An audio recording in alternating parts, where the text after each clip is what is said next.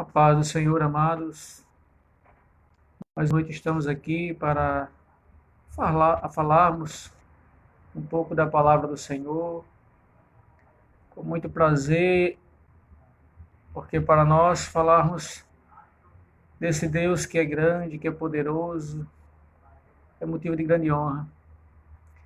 Quero tomar como base para a nossa conversa nesta noite, e assim eu gosto de mencionar, porque eu gosto que haja uma interagir conosco. Peço que à medida que eu for mencionando algum texto, você possa fazer uso da Bíblia Sagrada, da Palavra de Deus, para que nós possamos juntos compartilharmos a porção da Palavra do Senhor. Quero tomar como base nesta noite o primeiro livro da Bíblia. Eu peço que você faça uso da Palavra de Deus em Gênesis, no capítulo 2, o versículo 7. É um texto muito conhecido, mas que vamos tomar como base para falarmos algo que Deus tem colocado em nosso coração. Gênesis capítulo 2, o versículo 7, ele nos diz o seguinte, a palavra do nosso amado. E formou o Senhor Deus o homem do pó da terra, e soprou em suas narinas o fôlego da vida. E o homem foi feito alma vivente. Amém? Quero partilhar com os irmãos o valor do fôlego de vida. Foi o que Deus colocou em meu coração, me fez meditar, me fez pensar sobre coisas grandes que Deus tem feito por nós e nós muitas vezes nem levamos em conta. Quantas vezes nós não paramos um pouco para valorizar o que nós temos. Levamos ouvindo, às vezes, queixas do nosso próprio coração e emprestando os nossos lábios para falar coisas que desagradam ao nosso Deus e esquecemos-nos de observar coisas grandiosas que Deus tem feito por nós. Esse texto mencionado de Gênesis capítulo 2, versículo 7, fala que o homem tinha sido formado pelo próprio Deus, mas o Senhor soprou em suas narinas o fôlego de vida. Estamos passando por uma grande dificuldade que tem assolado as nações da terra.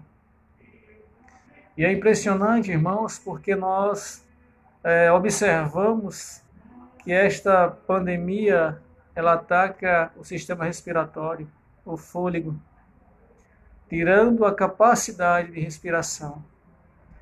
E as pessoas vêm a óbito e as pessoas falecem por lhe faltarem o fôlego de vida. Quando eu começo a observar esse texto, o qual eu mencionei, eu começo a olhar para dentro da minha vida e eu faço uma pergunta para mim mesmo e para você.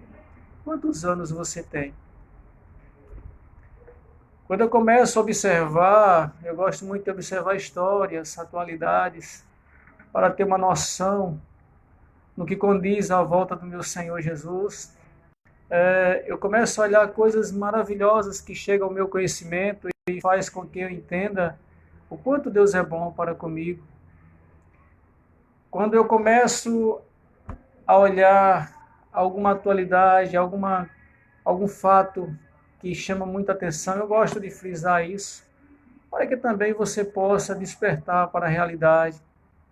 Uma coisa que eu observo e chegou ao conhecimento do mundo é que um homem com uma capacidade acima do normal, um alemão por nome Tom Sietas, ele chegou ao ponto de bater todos os recordes mundiais pelo simples fato dele conseguir ficar imerso em águas por 22 minutos e 22 segundos. Isso lhe deu o título mundial do homem o qual passou mais tempo sem respirar. E você pensa assim um pouco e diz, mas só 22 minutos e 22 segundos, o que é isso? Isso para uma pessoa normal significa a morte. Porque para uma pessoa normal, que não tem um certo treinamento, que não passa por certos exercícios, A média que nós conseguimos passar sem respiração são 2, 3 minutos. E quando nós observamos a minha idade, eu particularmente, eu peço que você pare um pouquinho e pense na sua idade hoje. Quantos minutos você tem vivido aspirando, respirando este ar que Deus te deu e não tem cobrado nada por isso? E nós muitas vezes paramos um pouquinho e começamos a analisar a nossa vida, a nossa forma de agradecer a Deus, de voltar para Deus, o tributo que lhe é devido, que é a honra, a glória, a adoração. E não levamos muitas coisas em conta. Mas eu quero que nesta noite você pare um pouquinho, analise o que eu estou te dizendo e comece a valorizar o que eu estou te falando. Às vezes nós, irmãos, pensamos que Deus não nos vê por alguma dificuldade que nós passamos, pensamos que Ele não se importa conosco. Mas deixa eu te falar algo. Você é muito precioso e preciosa para Jesus. Ele pensa em você nos mínimos detalhes. E todo o contexto de existência, Deus fez pensando em você. As lutas, as dificuldades, as agrulhas que você tem enfrentado, nada mais são do que fatos, providências que Deus permite que chegue no texto da Bíblia. 19, versículo 71, o salmista, cheio da glória de Deus, ele chega ao ponto de dizer: foi-me bom ter sido afligido, para que conhecesse os teus estatutos. Em outras palavras, irmãos, entendo que se nós, eu e você, passarmos por certas dificuldades, não poderemos conhecer a grandiosidade, a imensidão que é o nosso Deus. Eu só posso entender quem é Deus se eu provar de Deus. Se eu começar a ver em minha própria vida a atuação do eterno Deus. Se eu começar a ver o Deus invisível se importando com coisas em minha vida que revelam a sua existência. Eu entendo que Deus ele está lá nos céus, mas também está dentro de mim, dentro de você, assim permitindo nós que Ele venha sempre estar, não apenas como alguém que eu ouvi falar, mas alguém que partilha da minha vida. Quando eu citei este alemão, o Tom Sietas, como o homem que mais tempo passou imerso em águas, 22 minutos e 22 segundos apenas, foi para que você tivesse uma noção que durante um dia os teus pulmões vão aspirar e respirar muito do ar que Deus tem te dado. Não apenas 22 minutos, não apenas uma hora. Isso é providência de Deus. Quando eu começo a observar a forma como Deus tratou, como Deus criou, como Deus me formou e te formou, eu entendo lá no Salmo 139, quando o salmista diz que foi formado de uma forma assombrosa. Ele começa a olhar a sua existência e as coisas que ele era próprio, e ele começa a entender a operação de Deus na formação humana. Quando nós olhamos na formação humana, nós fazemos muita menção do coração, o primeiro órgão a se formar. De uma forma muito minuciosa, Deus faz com que seja o primeiro órgão a demonstrar a vida. Mas quando você observa, cada membro, cada órgão do nosso corpo tem uma função maravilhosa. Deus criou, formou e colocou ali com um propósito. É um mecanismo, é uma cadeia que uma coisa depende da outra. E quando nós espiritualizamos a formação do corpo humano, nós chegamos ao entendimento que o corpo de Cristo é desta mesma maneira formada. Muitos membros, um só cabeça que é Jesus, mas todos os membros participantes necessários para a formação deste corpo glorioso. Por isso, não existe o mais importante ou o menos importante. Todos amados com a mesma intensidade. Existem aqueles que têm mais compromisso e, consequentemente, recebem da parte de Deus mais recursos para fazer a sua vontade. Mas que eu e você, integrados na obra de Deus. A obra de Deus começa na minha própria vida. Eu começo a meditar, eu tenho um irmão que ele tem um rim pélvico. O único no mundo catalogado que nasceu com os rins, nasceram na barriga em forma de coração. Deus, porque é uma das pessoas mais coração que eu conheço.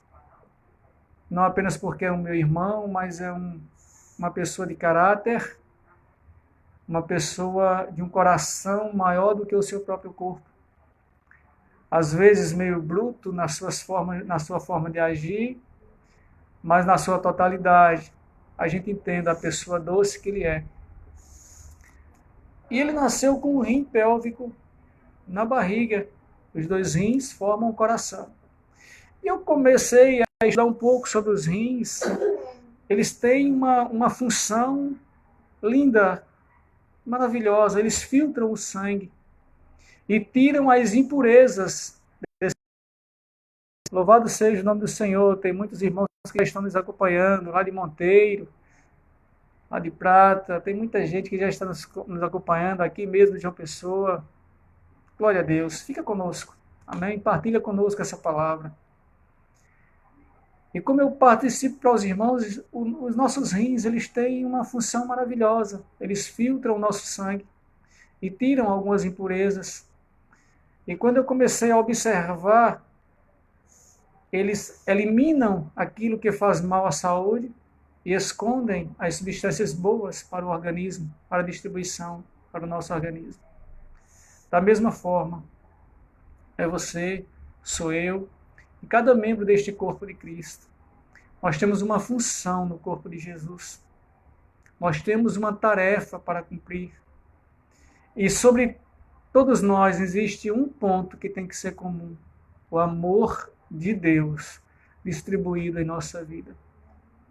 Eu entendo claramente, irmãos, quando nós fazemos alguma coisa com amor, baseados no amor, cheios da presença de Deus, as coisas têm um sentido melhor, as coisas passam a ter um sentido maior, porque quando o amor ágape, que é o amor de Deus, não é esse amor eros, um amor mundano, um amor passageiro, um amor que é uma fantasia momentânea. Não, estou falando do amor ágape, o amor de Deus. É um amor incondicional. É aquele amor que faz com que você toque as pessoas, independente de receber em troca. Que você possa distribuir esse amor de Deus. Eu vi um certo comentário uma vez que eu achei muito bonito. Eu posso amar sem gostar. Como eu posso amar sem gostar? E depois eu entendi, realmente, eu posso amar sem gostar.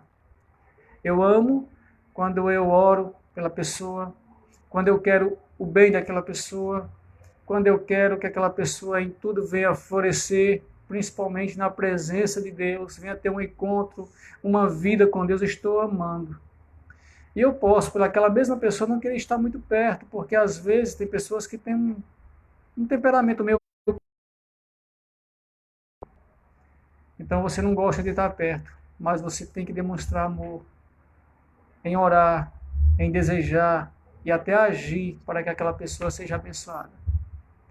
Não retribua mal por mal, mas sempre que alguma coisa vir para você que não lhe satisfizer, que não fizer bem para você, irmão, abençoa quem assim o fizer, pois aí estarás vivendo o amor ágape de Deus. E um texto que eu gosto muito, no Salmo 139, no versículo 13, é interessante porque A Bíblia diz que Deus formou o nosso interior. Então, cada órgão teu, irmãos, teve um toque de Deus. Cada função do teu corpo é uma determinação de Deus.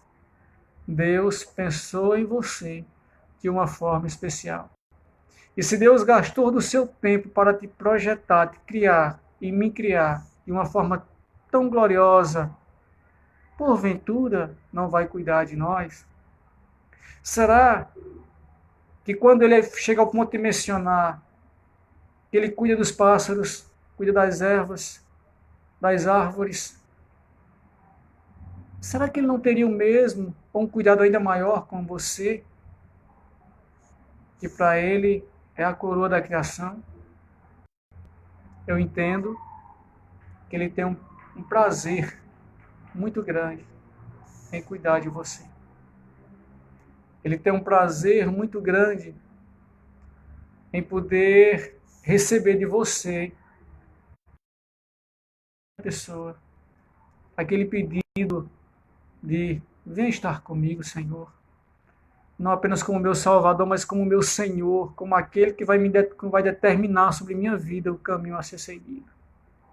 E eu gosto muito de olhar a palavra de Deus. Jeremias capítulo 1, versículo 5, ele chega ao ponto de dizer, antes que me formaste, antes que foste formado no ventre, já te conheci. O Senhor diz, antes que você fosse formado no ventre de tua mãe, ele já te conhecia.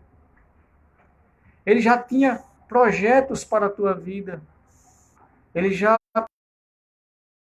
como se achegaria a você, se fazia conhecer, se revelaria a você. Então, se ele teve esse cuidado de deixar dessa forma em sua palavra, ele quer também que você entenda, que você conheça, que você possa querer ter uma relação especial com ele.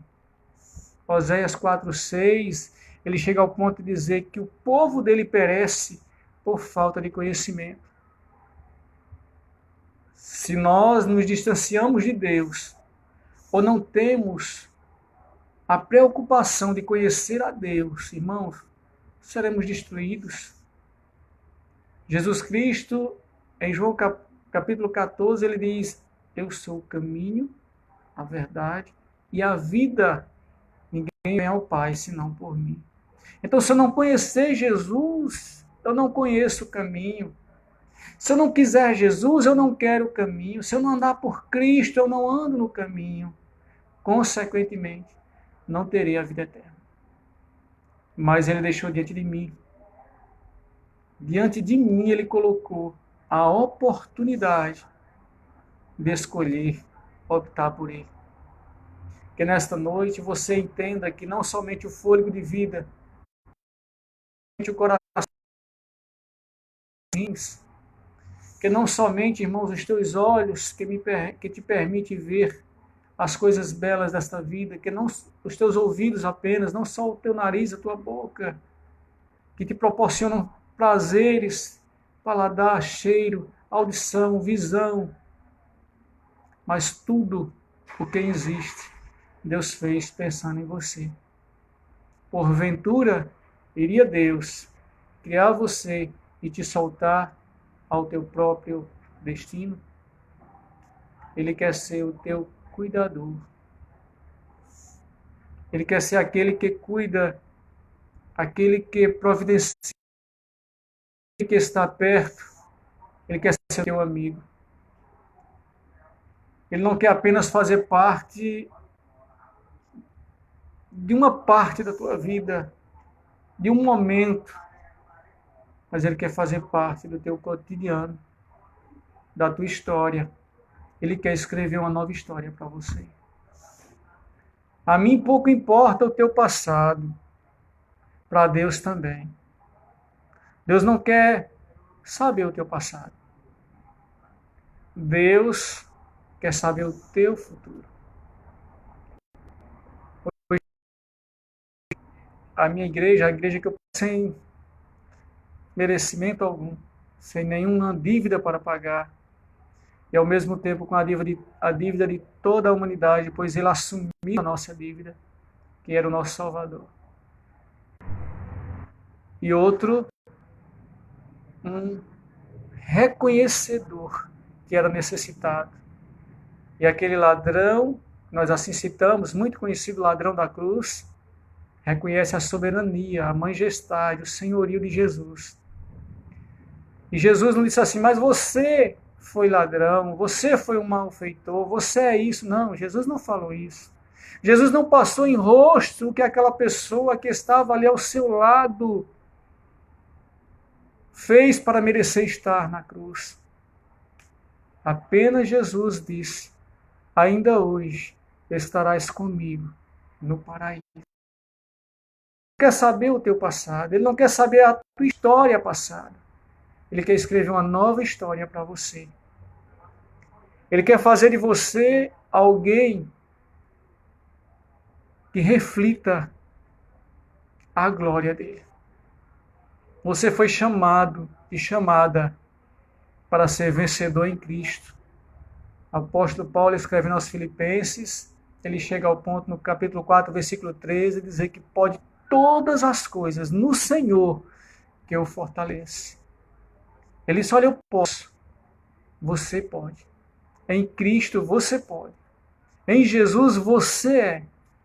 Porque Jesus é em tua vida. Só precisa de uma única coisa. Apocalipse capítulo 3, versículo 20. Jesus diz, eis que eu estou à porta e bato. Se alguém abrir a porta, entrarei, cearei com ele e ele comigo. Que você possa abrir a porta do seu coração e convidar Jesus. Ele não vai entrar em tua vida de qualquer forma. Muitas vezes, nós sem conhecimento de Deus, Oséias 4, 6, por falta de conhecimento. Então, às vezes, sem conhecimento, você diz, seja o que Deus quiser. O que Deus quer é que você e que eu tenhamos a humildade de entender que sem Ele nós não somos nada. E o convidamos, viemos convidá-lo, chamá-lo, fazer conta da sua presença e soberania em nossa vida. Que nesta noite você venha pedir para Deus, através de Jesus Cristo, seu Filho, teu e meu Senhor e Salvador, venha ser a primazia da sua vida. E eu gosto muito de mencionar textos bíblicos que nos faz lembrar, que nos faz ver o quanto Deus é grande e poderoso e misericordioso. As coisas que eu observo muito é que o povo de Deus se queixa, você, quando as coisas não vão bem, começamos a queixar-nos de Deus, a nos queixar, a murmurar. No 39, ele diz algo muito interessante, irmãos. Ele diz, do que eu, natalício, se queixa? Do que você que está me ouvindo se queixa? Lamentações, capítulo 3, versículo 39, diz assim, vocês se queixem dos seus próprios pecados. Ou seja, lá em Romanos 6,23 diz que nos mostra que o pecado nos separa de Deus. Condena-nos à morte. E nós precisamos de Deus em nossa vida para lavar o nosso pecado. Na epístola, não no evangelho, mas na epístola de João, capítulo 1, versículo 10, diz aquele que diz não ter pecado, faz Deus mentiroso. Nós falhamos, irmãos, somos falhos, mas não podemos nos acostumar com o pecado. Temos que lutar contra ele. Se falhar, corre aos pés de Jesus, pede misericórdia. Ele é fiel e justo para perdoar os nossos pecados, nos lavar, nos purificar e nos dar direção para continuarmos prosseguindo para a glória. Um texto maravilhoso, irmãos, que eu gosto muito de observar, é que naqueles momentos que estamos colocando Deus na parede, Em vez de olhar o nosso pecado, a nossa fraqueza, a nossa falha, porque muitas vezes Deus fala conosco, não faz isso e a gente faz, ou faz isso e nós não fazemos, não ouvimos a Deus. E aí não dá certo o que nós colocamos entre Deus, nós começamos a murmurar. Mas deixa eu te falar algo especial. Isaías, capítulo 49, versículo 15, Jesus fala assim: pode, porventura, a mulher esquecesse o filho? Será que uma mãe pode esquecer o seu filho? Se isso acontecer, mesmo assim, Deus não te esquecerá. Salmo 27, versículo 10, ele diz: se tua mãe e teu pai te desampararem, o Senhor te acolherá. Então eu cito aqui o amor materno, vejo como uma expressão máxima de amor que nós entendemos. Quem ama mais que a mãe? Quem pode amar mais que o amor materno? Jesus nos ama mais que nossa própria mãe. É um amor, não tem palavras. Não tem palavras. O evangelista João, capítulo 3, versículo 16, ele chega ao ponto, ele sábio e cheio de Deus, do Espírito Santo, ele define o amor de Deus. Que definição foi essa? Não ter tamanho. Porque ele diz: Deus amou o mundo de tal maneira, ele não estabeleceu um parâmetro para o tamanho do amor de Deus, que deu seu Filho unigênito para que todo aquele que nele crê não pereça, mas tenha a vida eterna. No versículo 17, porque ele não veio condenar o mundo, ele não veio te condenar, ele não veio me condenar, ele veio nos absorver, mas para isso eu necessito entender e aceitar o governo dele em minha vida, e você também precisa. Uma das coisas que eu observo muito, quando no livro 27 dos Salmos, versículo 11, ele diz: ensina-me, Senhor, o teu caminho e guia-me por vereda direita, por causa dos meus inimigos. Veredas, eu sou do interior, sou acostumado a andar dentro do mato, sou acostumado, irmãos, hoje eu moro na capital, mas minha raiz é interior. E eu conheço muito bem o mato e o costume, a cultura da nossa gente. E quando você faz menção de vereda para alguém que é do interior, você entende exatamente o que está acontecendo. Não é aquele caminho largo que nós andamos nele. Não é aquele caminho que você pode andar à vontade. Não. É uma trilhazinha estreita que, se você vacilar, você pisa. E esse texto do Salmo 27, versículo 11, ele diz: guia-me por vereda direita. Eu vou usar isso para fazer menção desse caminho estreito, como Mateus capítulo 7, versículo 13, que diz: entrai pela porta estreita. Porque larga é a porta e espaçoso o caminho que conduz à permissão, e muitos são os que andam por ela. Você quer andar no caminho certo? Então procura a porta estreita. É uma porta, irmãos, que você pode tomar como nome, você pode fazer menção de porta estreita, pelo simples fato, irmãos, de você abrir mão da sua vontade e observar a vontade de Deus. Como é difícil nós deixarmos a nossa vontade lá no armário e optarmos pela vontade do nosso amado Deus.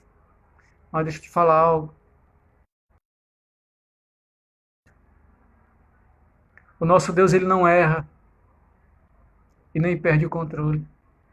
E quando você pega a tua vida e a entrega nas mãos do Senhor, ele vai cuidar de você. Romanos capítulo 8, versículo 28, ele diz que todas as coisas contribuem para o bem daqueles que amam a Deus e são chamados segundo o seu propósito. Salmo 37, versículo 4 e 5, ele diz: agrada-te do Senhor teu Deus, ele satisfará o desejo do teu coração. E o 5 diz: entrega o teu caminho ao Senhor, confia nele e ele tudo fará. Os textos que eu amo de coração. 8, 32 e o 36. O 8 ele diz: conhecereis a verdade, e a verdade vos libertará. E o 36 diz: se, pois, o Filho vos libertar, verdadeiramente sereis livres. Conhecer a verdade, irmãos, nos possibilita entender o que temos que fazer. Mas tem muitas coisas que nós só conseguimos fazer se dermos a Jesus o direito de ser Senhor da nossa vida, de ser o cabeça nossa. Que você nessa noite venha convidar Jesus, onde você estiver, para que Ele seja teu Senhor e teu Salvador. E que a graça do Senhor Jesus, ou seja, um favor que nós não merecemos, nossa vida. Eu quero agradecer muito a você que ficou conosco, que participou, que tem acompanhado essa live. A Márcia, minha amada prima lá em Monteiro, Solange, lá da minha cidade natal, Valdenilson, Valfredo, Eliette, Alexandra, pessoas que fazem parte do rol das nossas amizades, espalhadas por esse sertão, a mais de 300 quilômetros daqui, mas partilhando conosco deste momento com Deus. E tantas outras pessoas que estão visualizando, eu louvo a Deus, irmãos. Eles participam conosco, presbítero Luiz, que Deus te abençoe. E cada um, Guia Barbosa também, que está assistindo e partilhando conosco. Irmã, que Deus te abençoe. E tantos outros irmãos, amém? Mas que você possa ficar orando. Vamos orar uns pelos outros e convidando Jesus para ser verdadeiramente o nosso Senhor e o nosso Salvador. Que Jesus nos abençoe. Amém.